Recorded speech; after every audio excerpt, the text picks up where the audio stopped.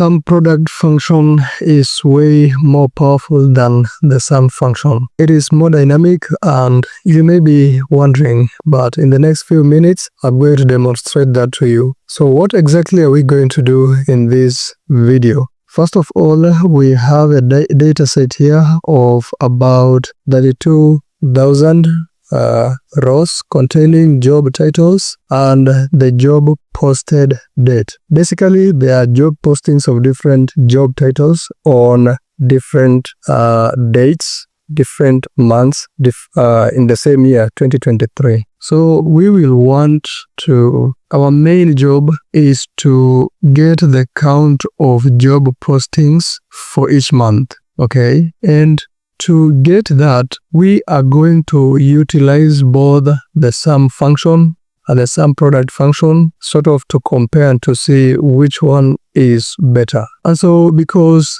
this will need some understanding, I will use a simple example here, first of all, as an analogy for you to understand, and then we will get back to the big data set. I have these fields filled already, but we will delete so that we can be able to begin anew. So there is this formula that I wrote in order to return 1 every time in this list of fruits. When apple appears in this list, it is going to return 1. If not, it will return 0. The same with oranges and bananas. And after that, we are going to count, because when apple returns 1 every time it appears in the list, when you sum them, 1 plus 1 plus 1 plus 1 equals to 4, and that gives you the count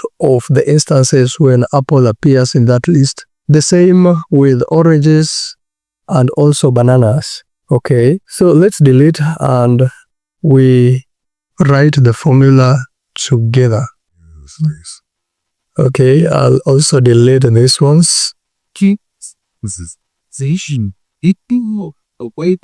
Okay, so we want to see in this list of fruits, we want to check for apple.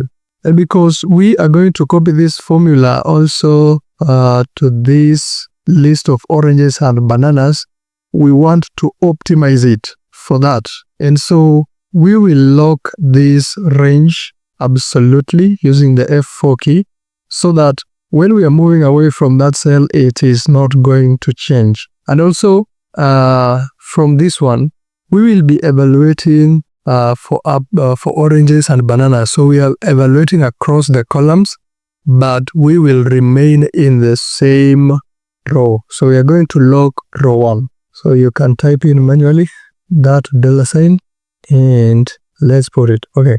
So it is true when it is apple and it is false otherwise. Behind the scenes, true equals to 1 and false equals to 0. So let's investigate this one. What we want to do here is to change these Boolean values to 0s and 1s. And to do that, we are going to multiply. Let's investigate this one. True, that Boolean value with double negatives there. And because true equals to 1, negative multiplied by 1 will return 1. Okay, and let's investigate this. Negative multiplied by false will give 0, because negative times 0 will return 0. So that's the same thing we want to do here. So we will multiply everything here with doubled negative, and we return 1s and 0s. So that's how we do that. And because our formula is optimized, we can copy it to these other places. We are dealing with a dynamic array.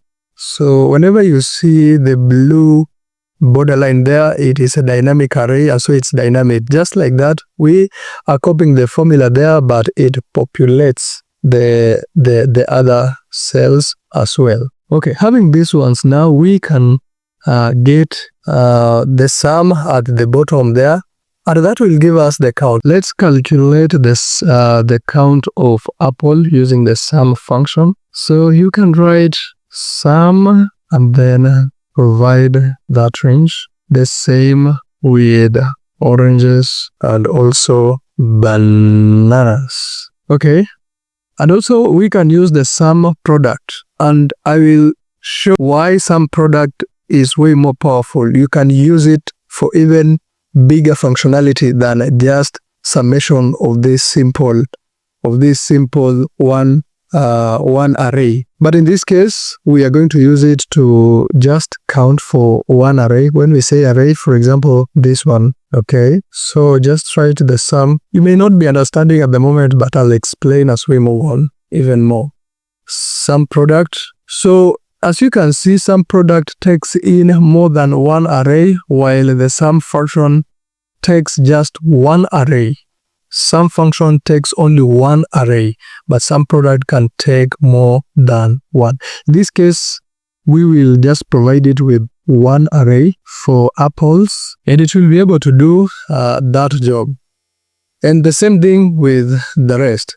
We want to use this example to demonstrate the power of the sum product function. Having quantity sold for given fruits and unit prices, you can calculate subtotals here. One approach is to write the formula there, equal sign, the sale multiplied the quantity multiplied by the unit price, and then you copy that to the rest of the cells. And when you have obtained that, you can come now to calculate your total down there. But a better way of calculating these subtotals, again, let's go back. A better way is to use array multiplication. By that I mean select the first array there. Sorry for that. Select the first array multiplied by, give the second array like that. And we wrote one formula here, but it populates for the rest. So this is more dynamic than the first approach we used. Now, that is better, but the best, okay, before we can continue, let's just get the grand total there. There are many ways to do this. You can decide to add them one by one via the cells, but that's a cake. Logically, you can come to use the sum function. That's way better. And you give it the entire range, and you get the answer. And we can actually utilize a very simple shortcut to get the sum again. Basically, it is sum function, but utilizing shortcut. That one, while this cell selected, click Alt plus equal sign, and you get the same thing. That approach requires that we have this column.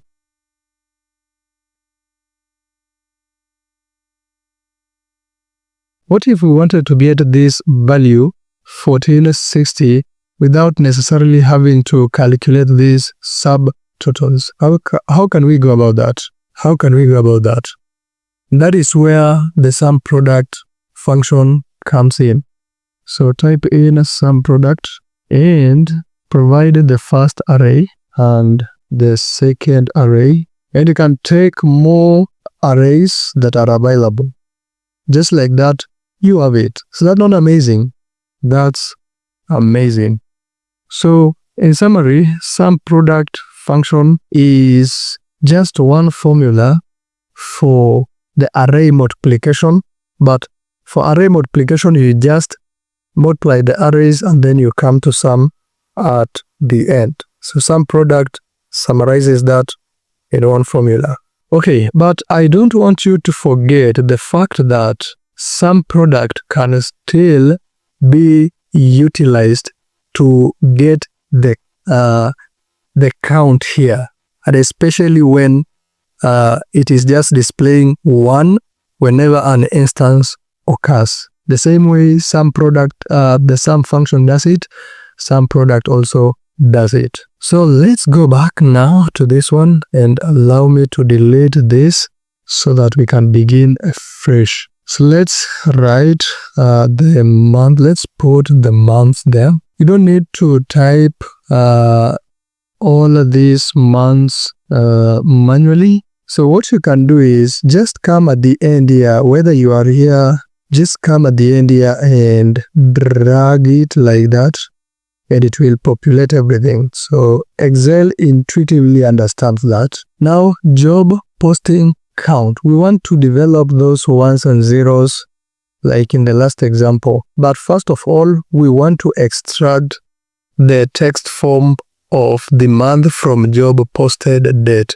To achieve that, we are going to use the text function, and this one requires the value, and the value basically at this one. So from there, select the entire range, come back under format text. You can either extract the short form of the month, that is the 3 letters, and to do that, begin with double quotes, triple M, small letters, and close with the double quotes. So whenever you are writing a text or a string, you need to wrap around the double quotes. Okay, having that, you can obtain the short form of the month, but we want to match this long form, and to extract that, you just add another M there, small letter M, and we are able to obtain.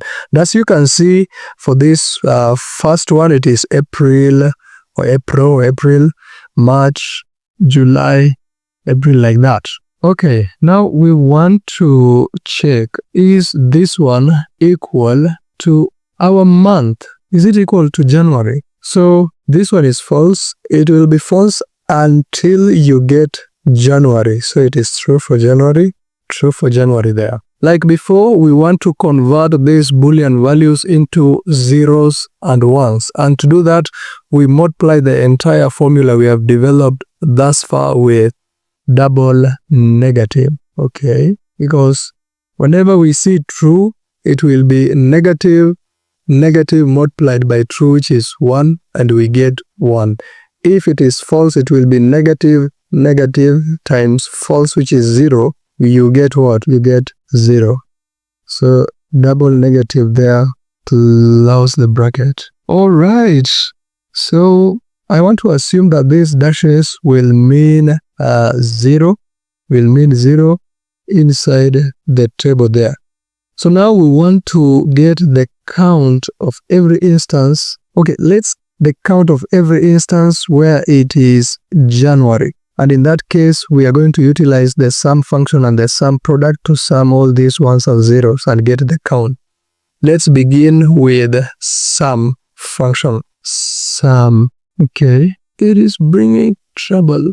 So just like that, we have the count, and for some reason, I just prefer using the sum product, even though they all give the same answers in this case. But again, because sum product is more useful for in other instances, and it will deliver the same result.